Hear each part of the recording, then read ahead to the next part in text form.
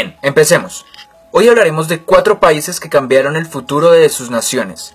Brasil, que para su época contaba con una gran extensión territorial, era conocido como el Imperio del Brasil. Paraguay, consolidado como el país más eficiente de Sudamérica y el único sin deudas externas. Era toda una potencia, una Argentina de Mitre que se preparaba para la guerra, y por último, un Uruguay, con discusiones políticas internas que lo llevaron a un golpe de estado. Es aquí donde hablaremos de la guerra contra el Paraguay, o la guerra de la Triple Alianza. Entre los años 1860 y 1870, la Cuenca de la Plata fue un escenario de una cruel guerra entre los países ribereños de sus grandes ríos, Argentina, Brasil y Uruguay, y de forma incipiente Inglaterra. A esto se le denomina la Triple Alianza, y un Paraguay quien luchará por su soberanía y dignidad. El gobierno fomenta la educación y consigue un alto índice de alfabetización. Por la Constitución de 1844 se obliga a invertir en la enseñanza de medicina y arte y a contratar maestros extranjeros. En 1862 las escuelas primarias tienen casi 25.000 alumnos. Como resultado de esta política autosuficiente, el país se mantiene en un relativo aislamiento. En 1856 se inaugura el primer ferrocarril de Sudamérica, que une a Asunción y a Paraguarí. Si bien los rieles son importados, los coches son enteramente construidos en el país. El mismo año es botado el primer barco de vapor con casco de acero construido en América, el Iporá. Para desarrollar la agricultura se fomentan las estancias de la patria, algo así como políticas de Estado por medio de las cuales el Estado, propietaria de la tierra, otorga parcelas en arriendo a los campesinos. Su posición geográfica, sin embargo, hace depender al Paraguay de los ríos navegables que lo llevan al océano. Y estas vías son propiedad de los países vecinos. Cerrarle al Paraguay el tráfico fluvial es lo mismo que decretar su muerte. El Brasil y la Argentina tienen otras causas suplementarias para velar de su vecino, mientras la nación guaraní ha crecido sin endeudarse, y es por eso que Inglaterra tenía segundas intenciones. Ellos están comprometidos en una abultada deuda externa con la banca británica, desde la época de la guerra que los enfrentó hace casi 40 años, la Guerra del Brasil, el cual consistió en una disputa con el fin de poseer el territorio denominado la Banda Oriental, que actualmente se conoce como la capital de Uruguay, en Montevideo. Desde 1810, Paraguay, sometido a una dictadura paternalista, vivió aislado de la política rioplatense. Gaspar Rodríguez de Francia dirigió los destinos de aquel estado mediterráneo al que la fuerte rivalidad comercial con Buenos Aires apoyó a independizarse.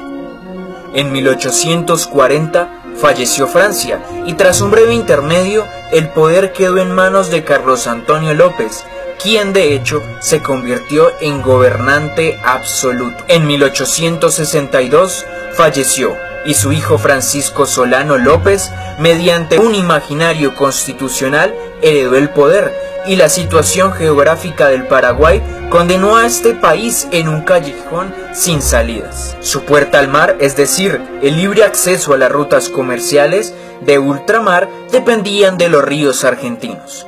La actitud prudente de Gaspar Francia, que evitó mezclarse con los problemas de las regiones vecinas, fue alterada por los López, sobre todo por el segundo de ellos. El problema de los ríos se sumó a cuestiones de límites entre Argentina y Paraguay, guerras, Misiones y Chaco, y entre Paraguay y el Brasil, en el Mato Grosso, heredadas de las imprecisas demarcaciones virreinales.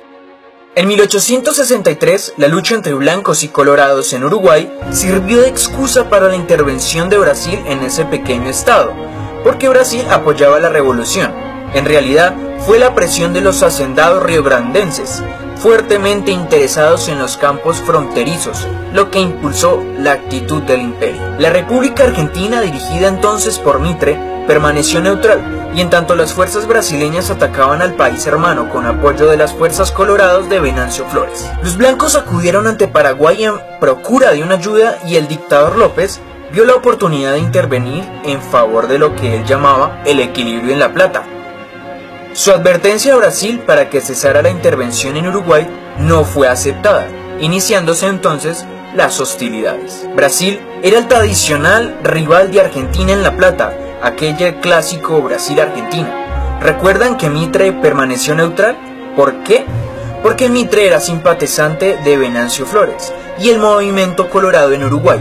Además, este dio apoyo militar y económico a Venancio Flores para realizar su revolución. Al estallar la lucha entre Brasil y Paraguay, Paraguay solicitó de la República Argentina autorización para trasladar sus ejércitos a través de su territorio, cosa que le fue negada. Pero, ¿por qué su negativa? Para Argentina, una actitud favorable a Paraguay podía significar un serio peligro. Las ambiciones de Solano López de lograr una salida al mar para su patria afectaban la seguridad del litoral, donde la política paraguaya contaba con seguidores entre los enemigos del gobierno mitrista. La negativa de Argentina lanzó a Paraguay a declararle la guerra, debido a que Mitre sí le permitió el paso de tropas de Brasil para atacar a Paraguay, una extraña forma de neutralidad por parte de Argentina. López erró sus cálculos desde el principio, pensando que sus seguidores iban a mantener al margen a la Argentina de Mitre, y por esta razón le dio más importancia al incursionar militarmente en el Mato Grosso en Brasil, donde no contaba con adeptos. Este triunfo no fue decisivo. En cambio, a mediados de 1865, las tropas paraguayas invadieron la provincia argentina de Corrientes, avanzando a lo largo del río Paraná, de forma que fue sin éxito. ¿Pero de qué se trata esto de la Triple Alianza? En 1865, 3 representantes se reunieron, pero ¿quiénes eran estos? Rufino de Elizalde, representante de Argentina, Octaviano de Almeida Rosa, representante de Brasil, y Carlos de Castro, representante de Uruguay, para firmar el llamado Tratado de la Triple Alianza. Este tratado mencionaba que la guerra sería dirigida contra el gobierno y no contra el pueblo paraguayo. Pero una de las principales intenciones de este tratado era establecer la manifestación de ventajas territoriales para los estados firmantes. Paraguay, fruto de la política armamentista de los López, contaba con un poderoso ejército, parcialmente dotado de armas modernas, arsenales y manufacturas de guerra. Ok, ¿vamos bien? Retomemos. Paraguay, desde el mandato de los López, poseía un poderoso ejército para defenderse de la Triple Alianza, conformada por Brasil, Uruguay y Argentina.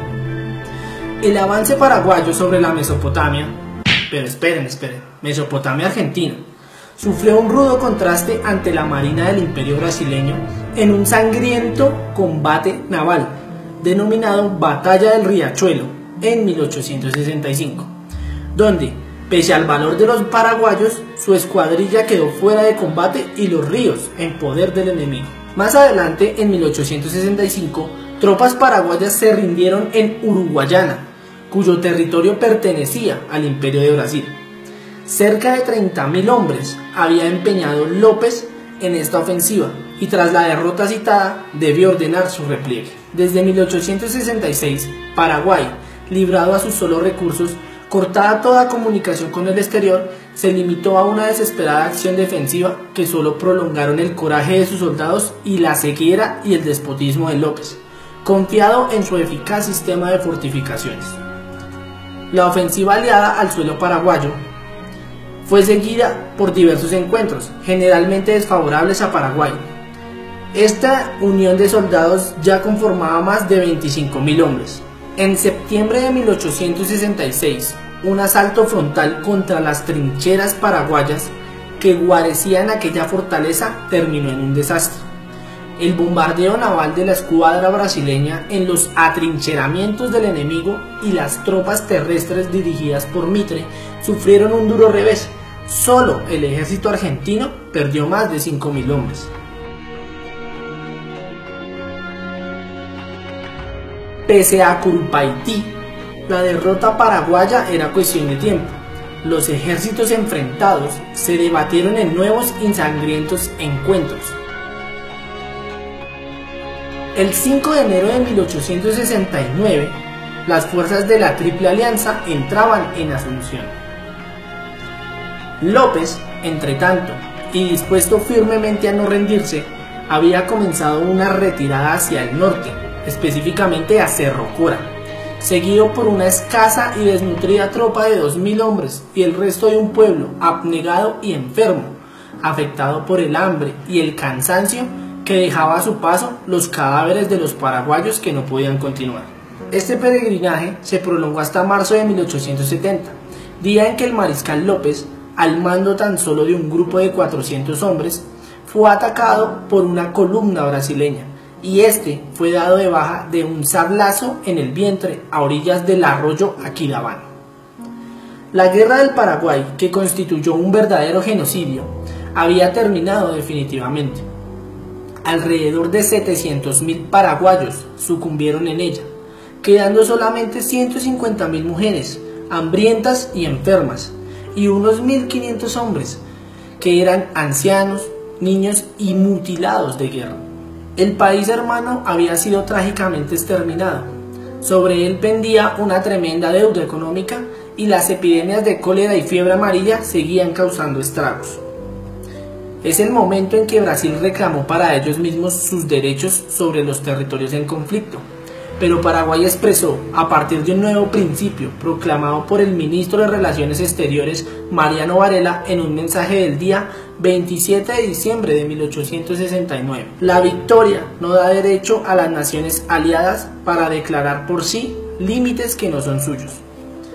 Esta declaración tuvo por objetivo denunciar la actitud de Brasil, que se atribuía una extensa región no reclamada antes de la guerra como propia. En cambio, Argentina, país aliado, no estaba de acuerdo con la decisión del imperio brasileño de tomar estas tierras como propias, hasta que se establece un acuerdo mutuo, otorgando así tierras para cada uno de estos países aliados. Pero entonces, ¿qué ocurrió después de la guerra? ¿Cuáles fueron sus consecuencias? La mayor parte de las construcciones quedaron devastadas totalmente como un infierno en la tierra, arrasando todo lo que a su paso estaba. La población más útil para el país cayó en combate. Las pérdidas humanas sufridas por sus enemigos fueron también considerables.